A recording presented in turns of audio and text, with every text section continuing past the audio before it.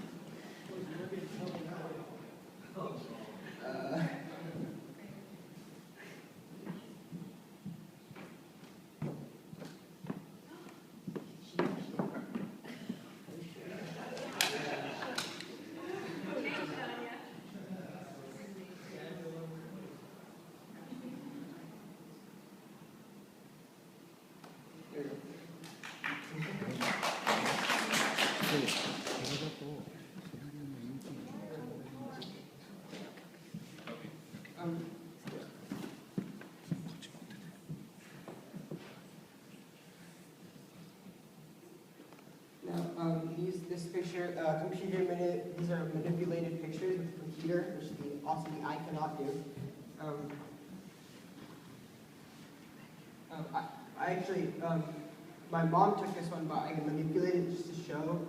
This one I took, it is only black and white, which, unless you're colorblind, people,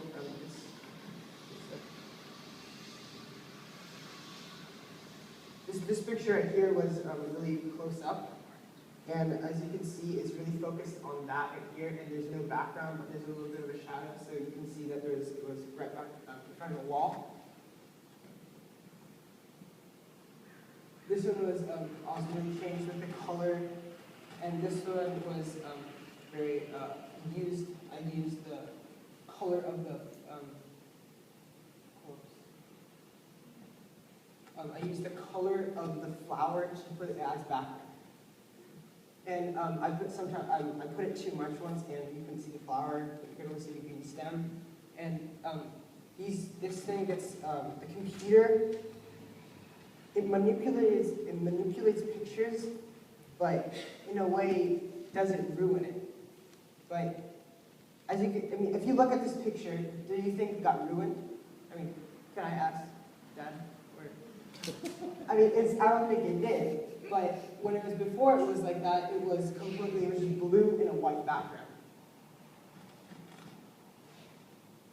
This one was taken with very, very dark, and I put backlighting to it, and so it looks like you can't see the actual flower. This one was taken really. It was completely manipulated. It's obviously Olivia. And the light was coming from this way, and it was way on the side, and this was completely zoomed in on the very side. This is Jory coming through our cubby space, but if I didn't tell you that, you wouldn't know. You wouldn't know.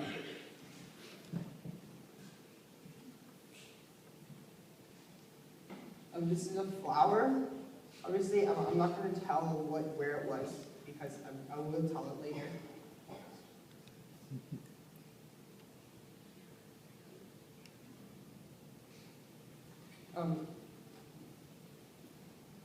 This is the Golden Gate, and as you can see, it looks more like a painting.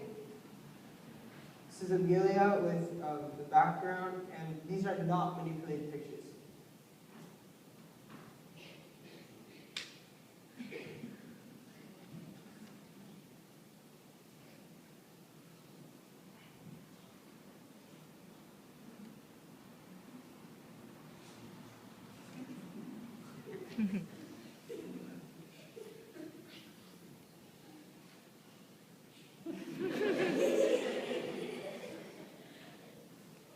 Oh, beautiful.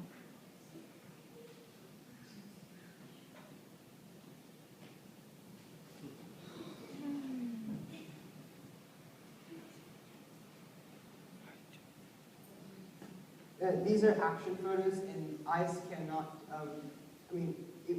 eyes are more like video cameras. So when we imagine things in the past, we see it as emotion. And now, going back to some of these photos.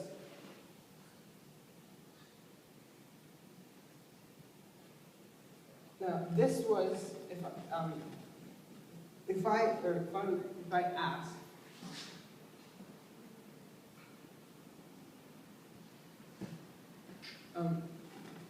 where do you think, this is my mom, Chaco, can I ask you a question? Where do you think this was? Where do you think it was, and what do you think she was doing? I can't tell. Well, you can't tell because I was the one there. Now, Chrissy, what do you think it was? She was choosing a color. Actually, that's right. This was in the first grade room, the first room we've ever got, and she was doing math, trying to choose her color. And now, if I didn't tell you, you would have not known. If she was doing math wrong, you just wouldn't know. Who is it, by the way? Now, what do you think this was? Obviously, it's the Safeway right there, but where? Is it? Mrs. Farrell. Yes. Where do you think? How do you think I took this photo? That's a car. Car tire. It's a. Right. It's through a window. But this is in Mill Valley. This is where the Safeway is, really close to Strawberry. Reflection? And, I'm sorry? Reflection? Yeah, I guess, yeah, yes it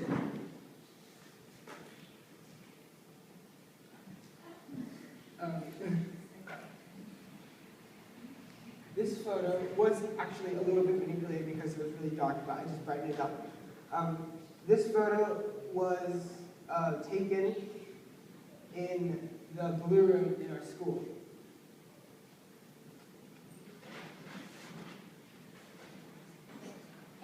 And this is at, as I think you can tell who this is if you know him. Yes, Ayaka? Yes, this is the Price's house when James, and now I'm kind of like trying to like say everything where these photos were, but I'm just trying to tell you that if you weren't there, you don't know what was it. You don't know what it is.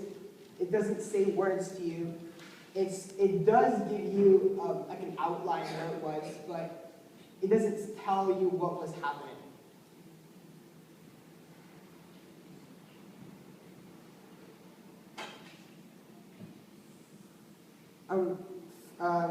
Myself, looking through a piece of glass was, I've taken photos for several days at school, and there's a very big difference. The camera has to manipulate the picture. When we look through a small hole in the camera to see what you're looking at, we have to manipulate it so we can see around. Now, when we have the eye, it can see 180 degrees without turning our heads. And that's one thing, and if you were to manipulate the picture with our camera, we would have to make everything so much smaller that you couldn't really see, you can see the whole thing in general, but you can't see what you're actually looking at. Now, myself, I wear a contact lens. I had an injury as a child. For me, seeing the world may not be the same for all of you, but my experiences as are deep and as yours. My emotional responses are strong as yours. Our eyes are doors, our windows, gates open to the world, and the camera, ways of keeping in what was outside and then returning it into the inside in a photograph.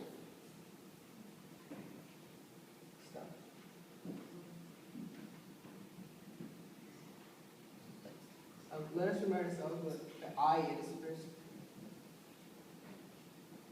The eye is an organism that detects light and converts into electric impulses and neutrons into the brain.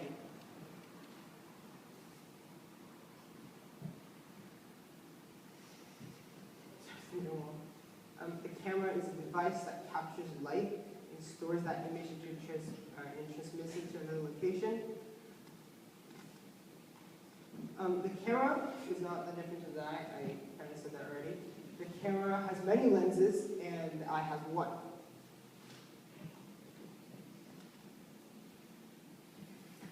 The camera focuses controlled by the distance between the many lenses. It has approximately, if it was a simple one, I think it would have at least 3 of the many distances. And both in the eye and camera make the picture that we see appear to be upside down after it has gone through the lens.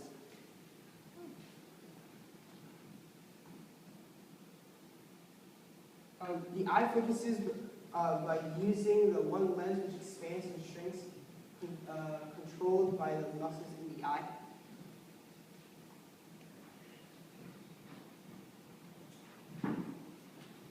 And when we see through a camera, we see through a very small hole, and this is, I just already said this, just going through it again.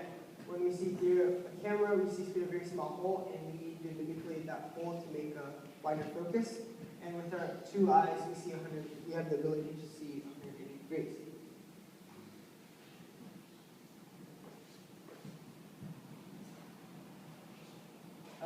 Unfortunately, we don't have the technology to see what the camera is actually really seeing. The camera can capture what the eye cannot see, such as a still image in midair.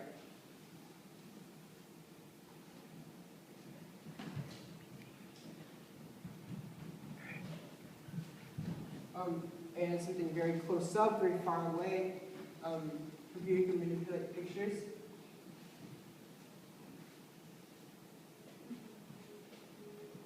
The first camera was oven-sized.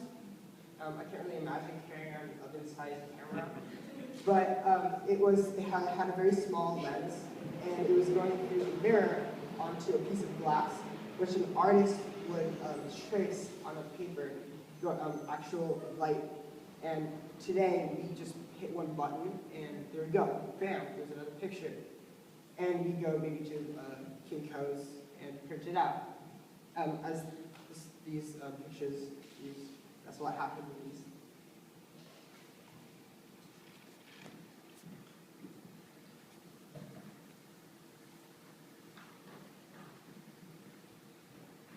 The first partly successful photograph was it was made in 1816 by a person named Lisif or It's a French person using a very small camera of his own, making it into a piece of paper coated in silver chloride.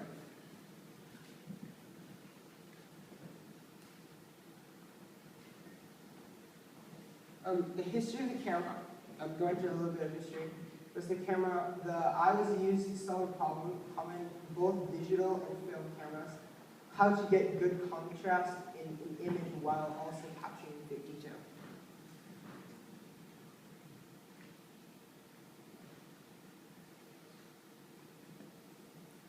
In 1855, the first twin lens was created. This made the focus possible without moving yourself. In the late 1850s, a shutter was created to capture faster action photos.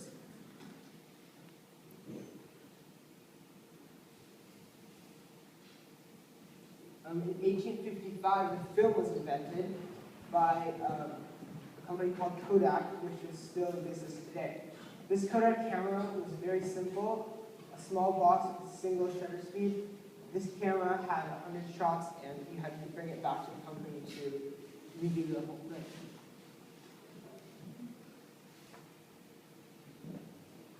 Then the question comes out, if we can't use a camera, we still have our eyes. Now, if we don't have our eyes, we can't use our camera.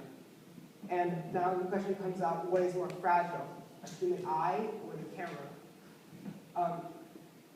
And what is obviously more complex, the human eye or the camera?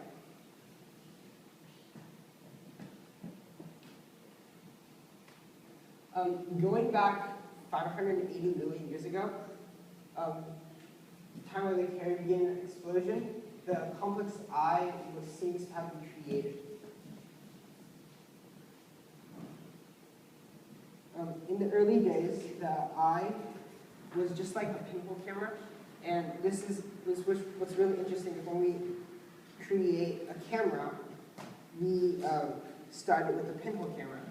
So we are kind of beginning to be the gods. Like if we say the God created us and we created the eye, and God created the eye, and now we are creating the eye. We're making artificial life forms such as robots, and this really amazed me.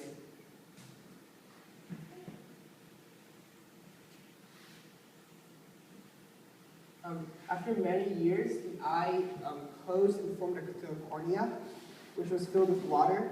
And then this eye was about this big as a cow's eye. And then it was created. Then the lens was created. Then the question comes out. Is the eye being used more than the camera, but which is better? It depends what perspective one looks.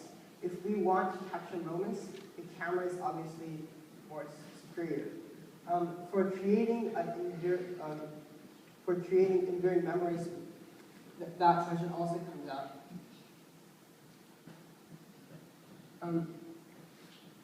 Memories, is better to see through glass, or is it better to see with no glass? The way we see is not meant to see through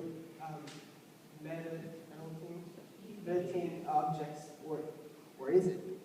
What do you think, Dr. Meyer? What do you think? I mean, because you're looking through a piece of glass, you know. It certainly helps when your eyesight's going. Yeah, that's true. But if we were to just look through a piece of glass, like if we were to wear glasses, I'd like not to have any glass. or, do we all agree here? Yes. Oh, yes.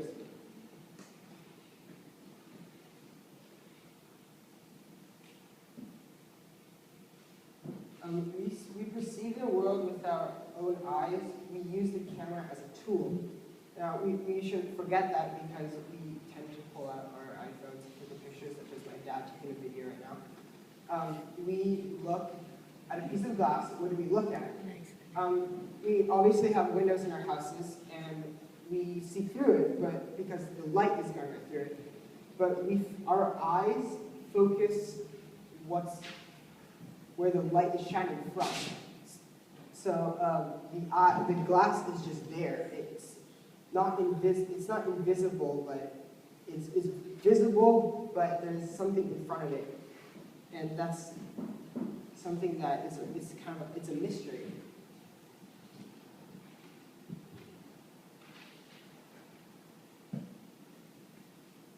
The camera has no depth perception because there is only one lens receiving light.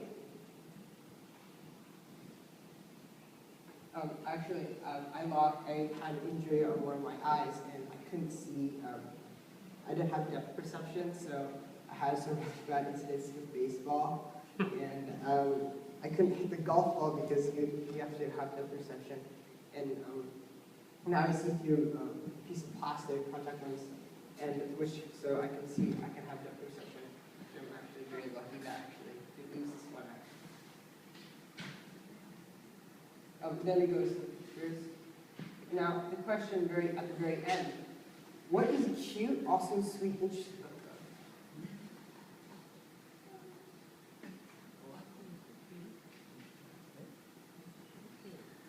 What is cute, sweet, awesome, interesting, and so on? The camera does not think that. In consideration, the images that you just looked at would just scream with color. Now, are we seeing the world as just color and forms? Or are we seeing as we actually see? Does anybody have Christy, do you have an answer to that? Seeing emotion. That's true. But is it just forms or colors? Is it, are we seeing the world as it really is? Are we seeing exactly the same as other people? Maybe, for me, when I look at you, you're wearing black pants.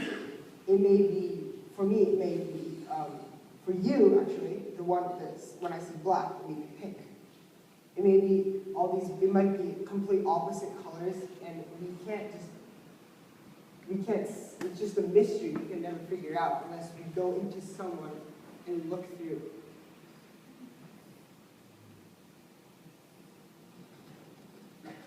Now,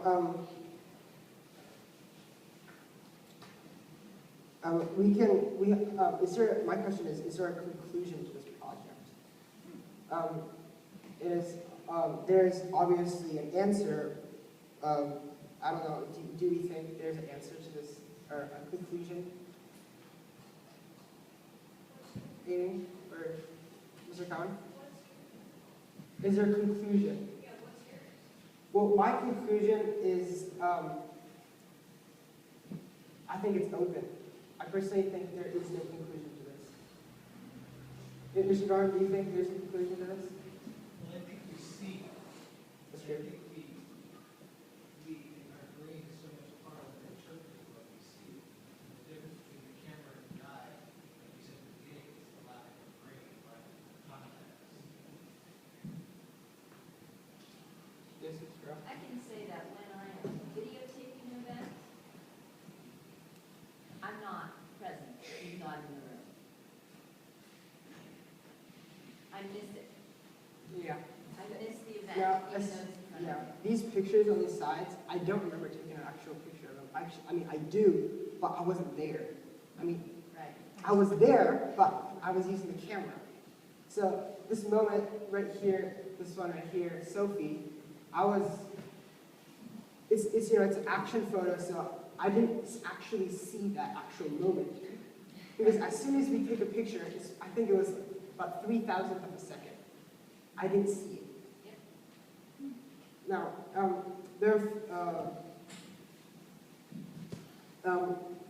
this project came from David right here, and Katya, and what was the other person? Oh, Kazu. Oh, Mr. Hirata. Mr. Hirata. Mr. what? Hirata. Mr. Hirata. Yep. And I love every minute, every image that is now on these pictures that we see here, and it evoked memories, and I love the real vision of everything that I have photographed. On Friday afternoon, there will be a video taking a picture from around right there, and it will be taking video of Amelia dancing. And I want everybody, or at least some of us here, to say what experience was when it was on the projector, Amelia dancing, and the actual real stage when you look at Amelia dancing. Thank you so much for looking rather than listening. My project, I hope that these images manage to capture, can serve the purpose that I intend to serve.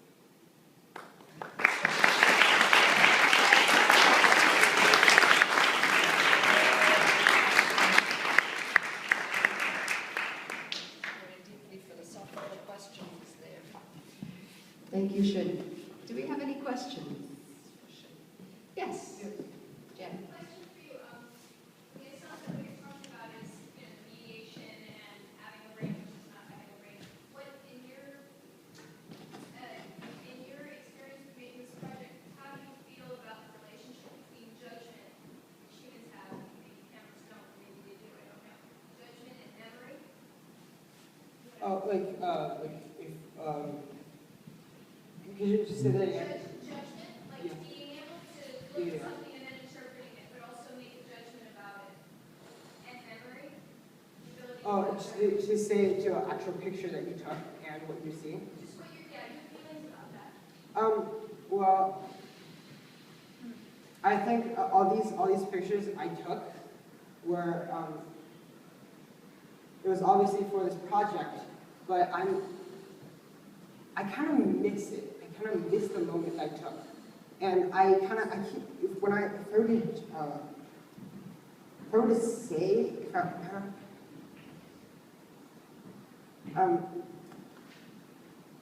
it's kind of hard to answer, but I'll just kind of do the best I can. When I took it, I'm not thinking that I'm actually taking it. I wasn't aware I was taking it.